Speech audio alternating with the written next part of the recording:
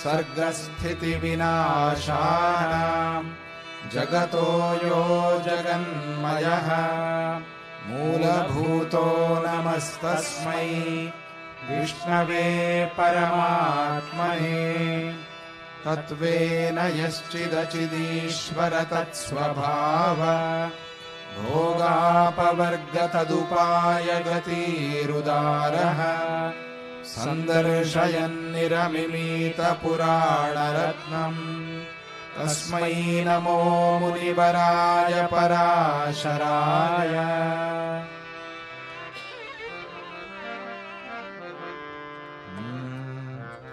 विष्णुपुराणश्रवणं भवभयहरणं परणं विष्णुपुराणश्रवणं भवभयहरणं परणं श्रीहरिपादाश्रयणं श्रीहरिपादाश्रयणं सच्चिदानन्दोदयनं सच्चिदानन्दोदयनं विठ्ठल विठ्ठल पांडुरंगा विठ्ठल विठ्ठल पांडुरंगा जय हरि विठ्ठल पांडुरंगा जय हरि विठ्ठल पांडुरंगा विठ्ठल विठ्ठल पांडुरंगा विठ्ठल विठ्ठल पांडुरंगा जय हरि विठ्ठल पांडुरंगा जय हरि विठ्ठल पांडुरंगा हरिनारायण हरिनारायण हरिनारायण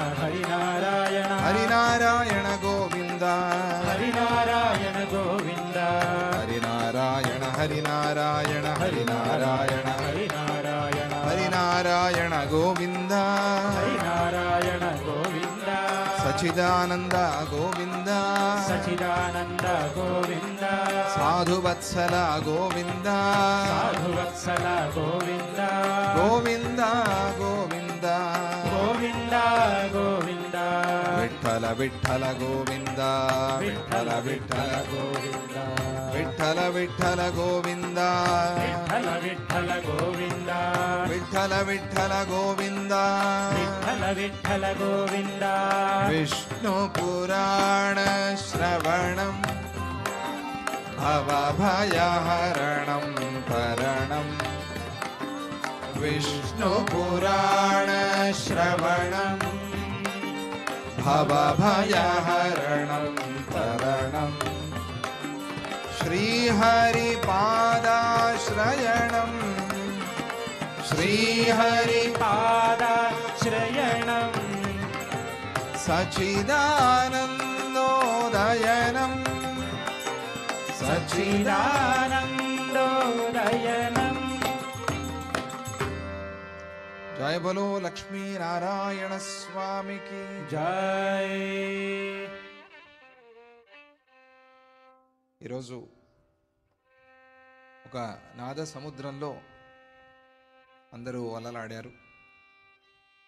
ప్రొద్దున శ్రీచక్రార్చన సమయంలో జయంతి అమ్మ, కుమరేష్ గారు, ఆ దంపతులు అత్యద్భుతంగా మన దత్తహోమం చేస్తున్న వైదికులకి శ్రమంతా మర్చిపోయేలాగా, మన పాఠశాల వేద విద్యార్థులకి కొత్త ఉత్సాహం వచ్చేలాగా బ్రహ్మాండమైన ఈరోజు సంగీత కచేరీ. అన్ని కీర్తనలు, భజనలు మనం విన్నాం. చాలా మంచి సంగీత సేవ. ఇక సాయంత్రం యనమండ్ర శ్రీనివాస్ శర్మ గారు రచన చేసి వారు వారి శిష్యురాలు సౌశీల్య ఋషిక చాలా చక్కగా గానం చేశారు. సారమతి రాగంలో సారమతి రాగంలో నిత్యశ్రీ గారు మనందరికీ తెలిసినట్టుగా వేటూరి సుందరామూర్తి గారు రచన చేసిన ఒక కీర్తన గానం చేశారు. నిన్ను తెలియుట సత్య సుందరము అని. అది కూడా సారమతి రాగంలోనే ఉంటుంది. ఇది కూడా చక్కటి సంస్కృత కీర్తన. దత్తాజీ వారి మహిమ వైశిష్ట్యాన్ని తెలుపుతూ ఉన్నటువంటి కీర్తన. అది చాలా చక్కగా ఉంది. వారికి ఆ పాడిన శిష్యురాలకి దత్తాజీ వారి ఆశీస్సులు ఎల్లప్పుడూ ఉండాలి. చక్కగా పాడారు, చాలా సంతోషం. ఇక రేపు ఏకాదశి ప్రయుక్త నారాయణీయం పారాయణం ఉన్నది. మధ్యాహ్నం 1 గంట నుంచి ప్రారంభించి 1000 శ్లోకాలు కూడా పారాయణ చేసేందుకు భక్తులంతా వస్తూ ఉన్నారు, కొంతమంది వచ్చి ఉన్నారు. చాలా సంతోషం. రేపు ఏకాదశి ఇక్కడే కృష్ణుడి స్థాపన చేసుకుని ఇక్కడే చక్కగా భక్తిగా మీరు పారాయణ చేయండి. మన చెన్నై విశ్వనాథం దంపతులు గురువాయూర్ నుంచే ప్రసాదం తీసుకొచ్చారు మీకు అందరికీ ఇవ్వటానికి. గురువాయూర్ నుంచే వచ్చారు. అక్కడ గురువాయూరప్ప సన్నిధిలోనే ఈ నారాయణ భట్టు గారు నారాయణీయం రచన చేశారు. దాన్నే మీరు రేపు గానం చేస్తున్నారు. పూర్తిగా భాగవతం. నారాయణీయం అంటే భాగవతం. ఒక్కొక్క దశకంలోనూ ఒక్కొక్క కథ చెప్తారు. ముందు నుంచి భాగవతం అంతా కూడా వస్తుంది అందులో. అలా అటువంటి ఆ నారాయణీయం రేపు శ్రావణ మాసంలో పారాయణ చేసుకోవటం, అందులోనూ వామన జయంతి దగ్గరగా ఉన్నటువంటి సందర్భంలో ఆ పారాయణ జరగటం చాలా విశేషం. రేపు భక్తి శ్రద్ధలతో మీరంతా పారాయణ చేసుకోండి. దత్తహోమ పూర్ణాహుతి కూడా రేపు ఉన్నది, ఏకాదశి. ఆ పూర్ణాహుతి చూసుకుని ఆ తర్వాత మీరు పారాయణ ప్రారంభించుకోవచ్చు అని చెబుతూ ఇక మనం విష్ణు పురాణంలోకి ప్రవేశిస్తే ఇక్కడ జడభరతోపాఖ్యానంలో ఆ జడభరతుడు సౌవీర మహారాజుకి ఉపదేశం చేస్తూ ఉన్నారు. చేస్తూ ఆయన అంతర్గతమైన ఒక కథ చెప్పారు. ఆయన అంటే ఆయన మనస్సులో ఎప్పుడూ భావన చేసేటువంటి ఒక కథ అది. అంటే గురువుగారికి చాలా ఇష్టమైన కథ, చాలా ముఖ్యమైన కథ ఆయన మనసులో పెట్టుకున్నాడు. గురువులకి ఇష్టమైతే రహస్యాలన్నీ చెప్తారు కదా, అలాగే ఆయన కూడా మనస్సులో ఈ సౌవీర మహారాజుకి రుభు నిదాఘ సంవాదాన్ని చెప్తూ ఉన్నారు. రుభు అనేటువంటి వాడు పులస్త్య బ్రహ్మ యొక్క, రుభు అంటే బ్రహ్మదేవుడి పుత్రుడు, నిదాఘుడు పులస్త్య బ్రహ్మ యొక్క పుత్రుడు. ఆ నిదాఘుడు పాఠశాలలో పాఠాలన్నీ పూర్తి చేశాడు, సర్టిఫికెట్ వచ్చింది, కానీ తత్వం ఏమీ బోధపడలేదు.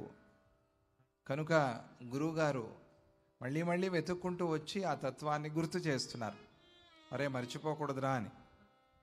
ఇంటికి వచ్చారు. నిన్న మనం చెప్పుకున్నట్టుగా ఇంటికి వచ్చి ఏం పెట్టిస్తానైనా భోజనం అంటే పెద్ద పట్టి చెప్పాడు. ఇవన్నీ కాదు, అసలు ఇవన్నీ పదార్థాలే కాదు. మా కాలంలో ఎంత బ్రహ్మాండంగా ఉండేవి.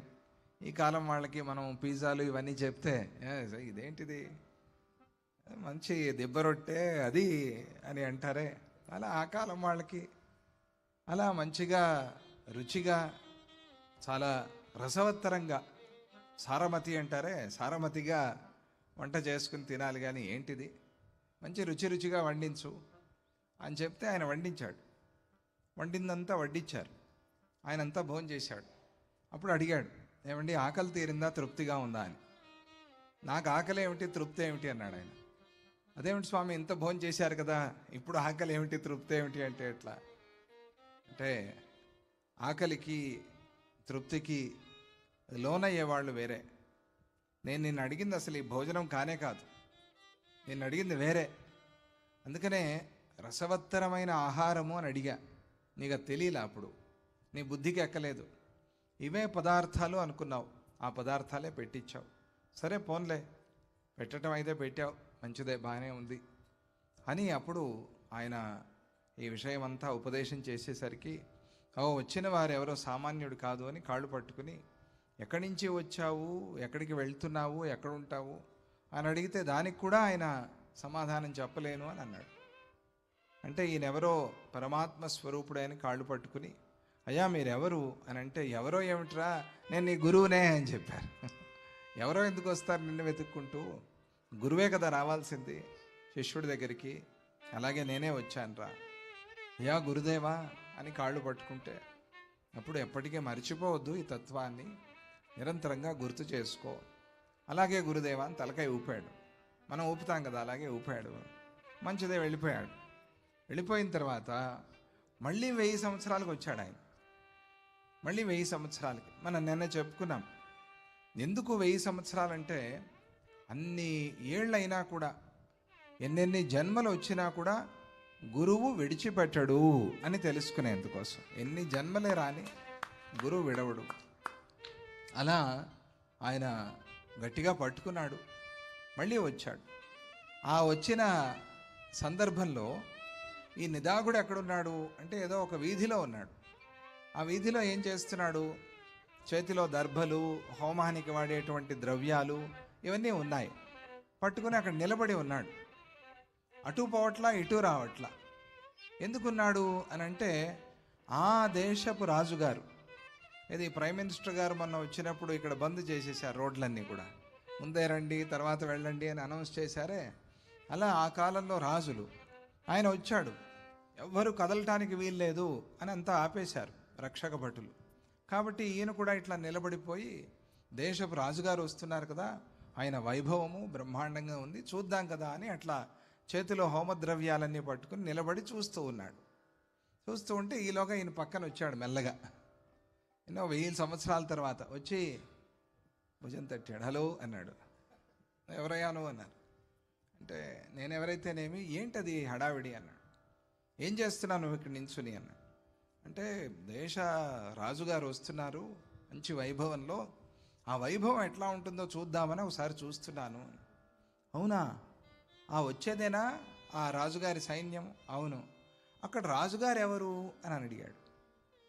అడిగితే ఈయన వింతగా చూశాడు. ఏమిటి రాజు ఎవరు? అంతా తెలుస్తోంది కదా, మధ్యలో బ్రహ్మాండంగా పెద్ద ఏనుగు, అది పట్టపుటి ఏనుగు, దానిపైన పెద్ద అలంకారం చేసిన మందిరము, మంటపము, అంబారీ అంటారే, అందులో కూర్చుని వస్తున్నాడు మంచి వైభవంగా. ఆయనకన్నా ఎత్తులో ఇంకెవరు లేరు. ఆ పైన ధ్వజం ఉంది, ఛత్రం ఉంది, అన్నీ ఉన్నాయి అక్కడ. అలా ఉన్నప్పుడు ఏమిటి ఇలా అడుగుతాడు ఈయన తెలియనట్టుగా అని అనుకుని, అదిగో అక్కడ ఆ ఎత్తులో కూర్చున్నాడే ఆ ఏనుగు మీద, ఆయనే రాజు అని అన్నాడు. ఓహో, ఆయన రాజా? ఈయన దూరం నుంచి కొంచెం ఏదో కనిపించినట్టుగా చూశాడు. చూసి, నువ్వు చెప్పావు ఎత్తుగా ఉన్నాడు అని, నాకు అర్థం కావట్లా, ఎత్తుగా చాలామంది కనిపిస్తున్నారు, అక్కడ జనం ఎవరు, రాజు ఎవరు అని అడిగాడు. అయితే ఈయన ఏదో కొత్త వాళ్ళలాగా ఉన్నాడు పాపం, సిటీకి ఎప్పుడు రాలేదేమో అని చెప్పి, అదిగో అక్కడ ఉండే వాళ్ళందరూ సైన్యం, వాళ్ళందరూ రాజ పరివారం, వాళ్ళని వదిలేసాయి. ఎత్తుగా కూర్చున్నాడు కదా ఆయన రాజుగారు. ఆయన ఎక్కడ కూర్చున్నాడు అని అడిగాడు. అడిగితే ఎక్కడేమిటయ్యా అంత పెద్ద ఏనుగు కనిపిస్తోంది, ఏనుగు రాజుగారు. అయితే ఇప్పుడు ఇంకా కొంచెం నాకు విడమరిచి చెప్పు, అందులో ఏనుగు ఏది, రాజెవరు అని అడిగాడు. ఈయన తెలిసి అడుగుతున్నాడా తెలియక అడుగుతున్నాడా? అప్పటికే ఈయన ఎవరైనా మంచిగా చాలా బ్రహ్మాండంగా ఏదైనా కచేరీ జరుగుతూ లేదా నాటకం జరుగుతూ ఏదైనా సినిమా చూస్తూ ఉంటే మధ్యలో ఎవరైనా మాట్లాడితే కోపం వస్తూ ఉంటుంది. కాసేపు ఉండు, కాసేపు తర్వాత చెప్తానండి. ఈ భాష రాని వాళ్ళు పక్కన కూర్చొని ఏంటిటా అని అడుగుతూ ఉంటారు. నీకు అర్థం కాకపోతే ఎందుకు వచ్చావయ్యా నువ్వు? వీడికి అర్థం కాదు, వాడికి అర్థం చేయించలేడు. ఈ పరిస్థితి, కోపం వస్తుంది. అలాగే ఏమయ్యా ఎంత చెప్పినా అర్థం కాదు నీకు, ఆ కింద 1 2 3 4 కాళ్ళతో ఉందే అది ఏనుగు అంటే కోపం వచ్చింది కదా. పైన 1 2 కాళ్ళతో కూర్చొని ఉన్నాడు కదా ఆయన రాజు. ఓహో, ఇది ఏనుగు, ఆయన రాజుగారా? ఆహా, బాగుంది, చాలా సంతోషం. అయితే ఏనుగు ఎక్కడుంది, రాజుగారు ఎక్కడున్నాడు? ఏంటయ్యా ఇది చెప్పా కదా, ఇది ఏనుగు అది రాజు అని చెప్పా కదా, మళ్ళీ ఏనుగు ఎక్కడుంది, రాజు ఎక్కడుంది అని ఇంకా తట్టుకోలేక కోపం వచ్చి నన్ను అసలు చూడనివ్వట్లేదని చెప్పి ఒకసారి ఆయన్ని వంచి ఆయన భుజం మీద కూర్చుని, ఇదిగో నేను పైనకి ఎక్కాను కదా, పైకి ఎక్కిన వాడిని రాజుని, కింద ఉందే ఇది ఏనుగు, నువ్వు ఏనుగు అన్నాడు. ఓహో, అయితే నీ ప్రకారంగా నేను ఏనుగు, నువ్వు రాజువా? అయితే నువ్వెవరు, నేనెవరు అని అడిగాడు ఆయన. ఇంత అయిన తర్వాత కూడా ఇంకా కోపం వచ్చేలాగా, నువ్వు అంటున్నావు నేను ఏనుగని, నువ్వు రాజువని, అయితే నువ్వెవరు, నేనెవరు? గురువుగారు అడగాల్సిన మాటే కదా. ఇప్పటివరకు అది ఏనుగు అది రాజు అని అన్నావు, ఇప్పుడు కోపం తట్టుకోలేక నన్ను వంచి నా భుజం మీద ఎక్కి కూర్చుని నువ్వు రాజువి నేను ఏనుగుని అంటున్నావు, అయితే నువ్వెవరు, నేనెవరు? ఆయన అడిగాడు, నువ్వెవరు, నేనెవరు? నువ్వెక్కడున్నావు, నేను ఎక్కడున్నాను, నీకు ఆధారమేది, నాకు ఆధారమేది. ఇక కొంచెం చదువుకున్నవాడే కదా, గజో యోయమథో బ్రహ్మన్ ఉపర్యస్యైష భూపతి. ఆయన నువ్వు చెప్పినట్టుగా పైన కూర్చున్నవాడు రాజు, కింద ఉన్నది ఏనుగు అని అన్నావు. ఇప్పుడేమో నన్నెక్కి కూర్చుని నన్నే ఏనుగు అంటున్నావు, నువ్వే రాజు అంటున్నావు. అయితే నువ్వెవరు, నేనెవరు అని ప్రశ్న వేస్తే నాకు కొంచెం అర్థమయ్యేలాగా చెప్పు. అసలు కింద అంటే ఏమిటి, పైన అంటే ఏమిటి? కింద ఉన్నది ఏనుగు, పైన ఉన్నది రాజు అని అన్నావు కదా. ఇప్పుడు నువ్వు నన్నెక్కి కూర్చున్నావు కదా, మరి అయితే కింద ఏమిటి, పైన ఏమిటి? ఇది కూడా నాకు విడమర్చి చెప్పు నాయన, నాకు అర్థం కావట్లేదయ్యా. నాకు బాగా వయస్సు అయిపోయింది, నాకు ఈ వ్యవహారం అంతా తెలియదు. ఏదో ఆరణ్యకుడిని, అడవి నుంచి వచ్చిన వాడిని, నాకు కొంచెం అర్థమయ్యేలాగా చెప్పు. ఉపరియహం యథా రాజా త్వమధః కుంజరో యథా అవబోధాయతే బ్రహ్మన్ దృష్టాంతో దర్శితం మయా. ఆ మాటలు విని ఆ వచ్చినటువంటి గురువుగారు, త్వం రాజేవ ద్విజశ్రేష్ఠ స్థితోహం గజవద్యది. నువ్వు రాజులాగా ఉంటే, నేను ఏనుగునై ఉంటే గనక తదేతత్వం సమాచక్ష్వ కథమస్త్వం అహం తథా. ఎవరు నువ్వు, ఎవరు నేను, ఇది చెప్పు. ఇక్కడ దాకా తీసుకొచ్చారు గురువుగారు, లాక్కునొచ్చి కోపం తెప్పించి ఆ కోపంలో తత్వం తెలిసేలాగా చేస్తున్నారు. నువ్వు ఇప్పటి వరకు అక్కడ రాజు అక్కడ ఏనుగు అని అన్నవాడివి, ఇప్పుడు పార్టీ మార్చేసినట్టుగా ఇక్కడ ఏనుగు ఇక్కడ రాజు అని అంటున్నావు కదా. అయితే నువ్వెవరు, నేనెవరు? నేను ఏనుగు అయితే నేనెవరు? నువ్వు రాజు అయితే నువ్వెవరు? ఇది గురువుగారు అడిగితే అప్పుడు ఆ నిదాఘుడు ఆ మాటలతో తెలివి వచ్చి కళ్ళు తిరిగిపోయి, అసలే పైన ఉన్నాడు కదా పడిపోతానేమో అని భయం వేసి ఆ నిదాఘుడికి, ఆ పెద్ద ఆయన మనస్సులో ఉండేటువంటి భావాన్ని అర్థం చేసుకుని, పైన ఉన్నది నేనే, కింద ఉన్నది నేనే, అక్కడ ఏనుగు మీద ఉన్నది నేనే, ఆ ఏనుగు కూడా నేనే, ఆ చుట్టూ ఉండే జనం కూడా నేనే, ఈ కింద ఉండే భూమి నేనే, ఆ పైన ఉండే ఆకాశము నేనే, నేనే సత్యం, నేనే నిత్యం అని తెలిసింది. అది అప్పుడు గురువుగారి బోధనతో ఆ నిదాగుడికి అప్పుడు తెలివి వచ్చింది. కింద ఉన్నది నేనే అనే సత్య విషయం తెలిసింది, పైన ఉండేటువంటిది నేనే అనేటువంటి నిత్య విషయము తెలిసింది. వెంటనే పైనుంచి కిందకు దూకేశాడు. దింపయ్యా అని అనలా, దూకేశాడు. అమ్మో, ఇప్పుడు అర్థమైంది వచ్చిన వారు సామాన్యుడు కాదు అని. ఇలా అడిగిన వెంటనే ఆ నిదాఘుడు ఆయన 2 పాదాలు పట్టేసుకున్నాడు కిందకి దూకి. గురుదేవా, నువ్వు నిశ్చయంగా నా గురువే. ఎందుకని? నాన్యస్యాద్వైత సంస్కార సంస్కృతం మానసం తథా. ఎందుకంటే మా గురువు గారు తప్ప ఇంకెవ్వరూ ఇలా బుద్ధి వచ్చేలాగా పాఠం చెప్పలేరు.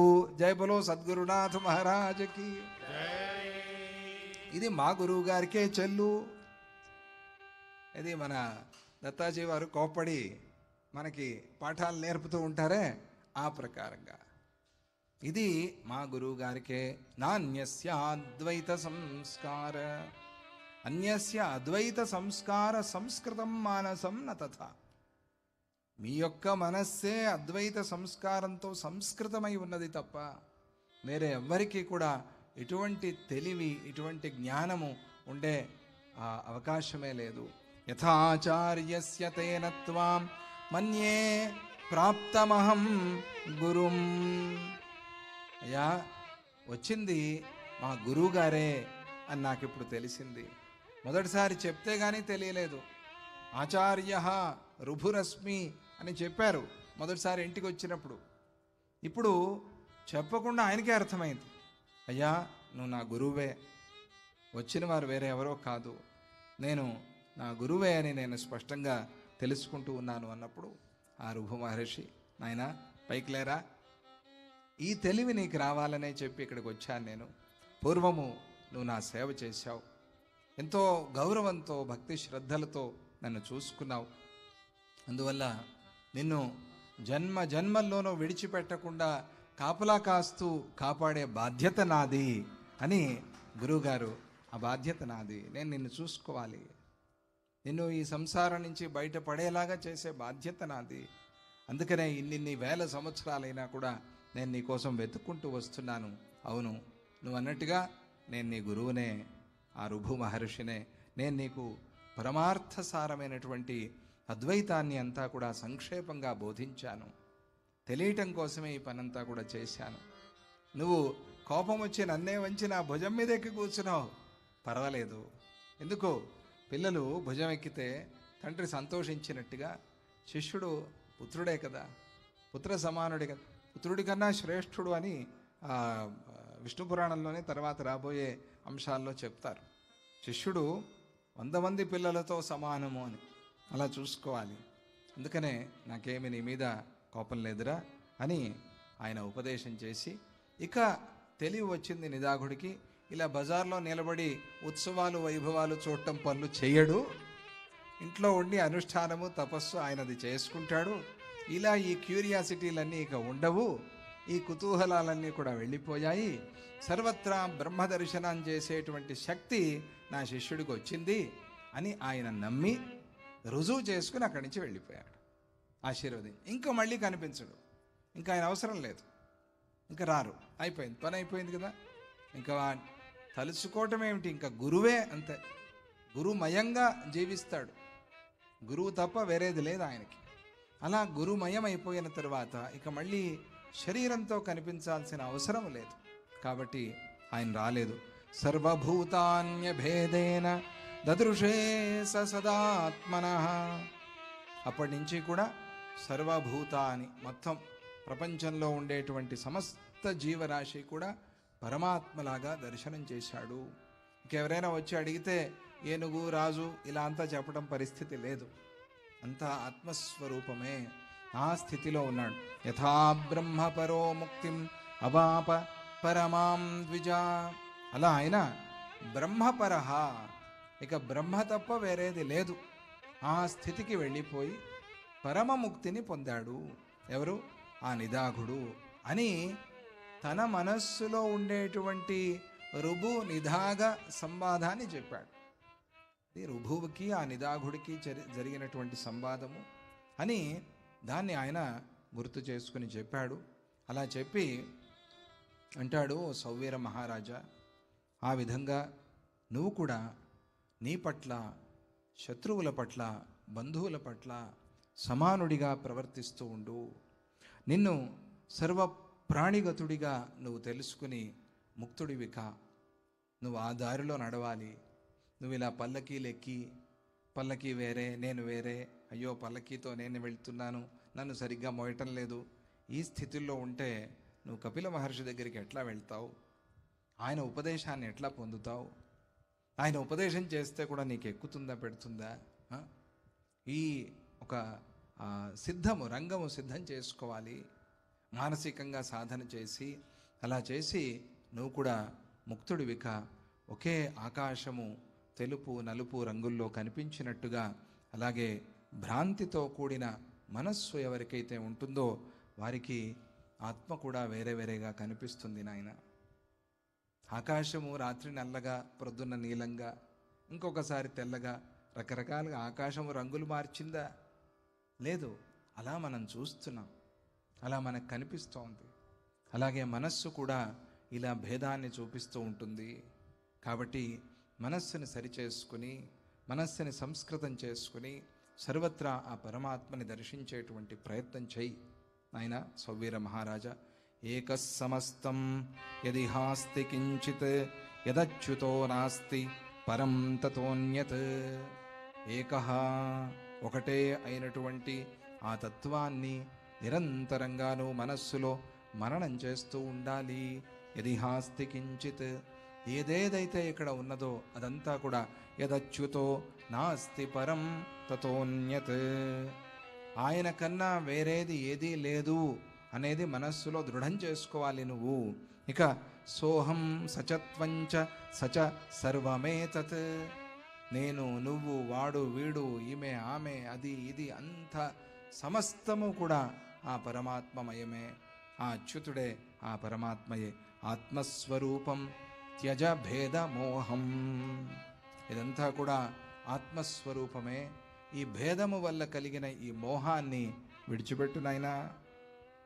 ఇది ఆయన అప్పటి వరకు జడభరతుడు, ఆయన ఇప్పుడు గురుభరతుడు. జడభరతుడు గురుభరతుడు. అప్పటి వరకు చూసిన కథ వేరే. అప్పుడు ఆ ఉపదేశంతో ఆ అవధూత యొక్క విశ్వరూపాన్ని చూశారు అందరూ కూడా. ఆ జడభరతుడు అవధూత మహానుభావుడు. ఎవరికి ఆ అవసరం ఉందో వారికే ఆ ఉపదేశం అందుతుంది. అది కూడా అవధూతల ఉపదేశము సామాన్యంగా అందరికీ అందేది కాదు. మనమందరం అదృష్టవంతులం. ఈ కాలంలో పూజ్య దత్తాజీ అవధూత ఉన్నటువంటి కాలంలో మనము ఉండగలిగాము అంటే అదృష్టవంతులము అని. కాబట్టి ఒక్కొక్క వాక్యాన్ని కూడా జాగ్రత్తగా తీసుకుని మనస్సులో పదిలపరుచుకుని దాన్ని ఆచరించడానికి ప్రయత్నం చేయాలి.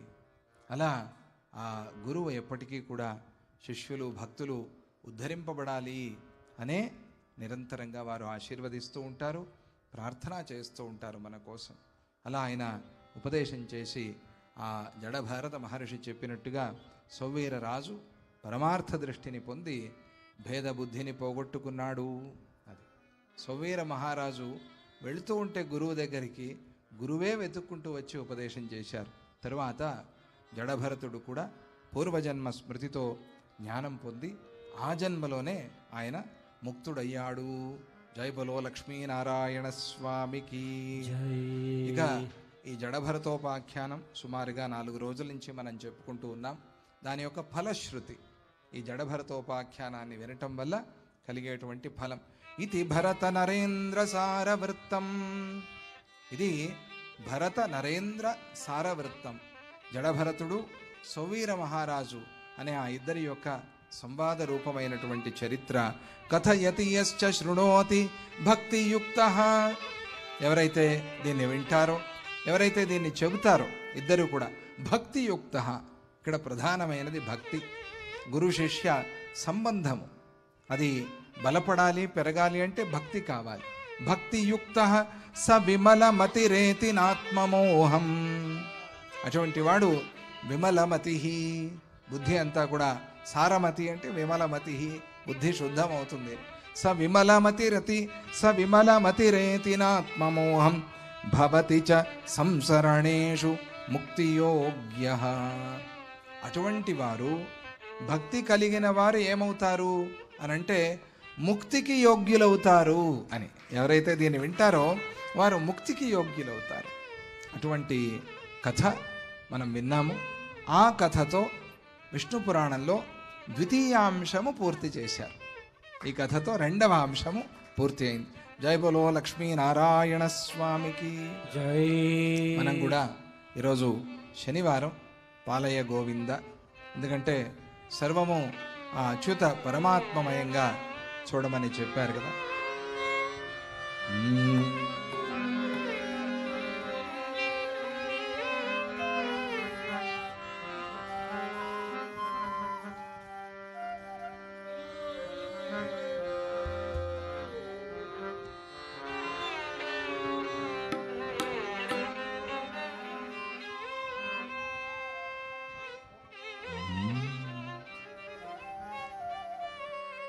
గోవింద గోవింద గోవింద గోవింద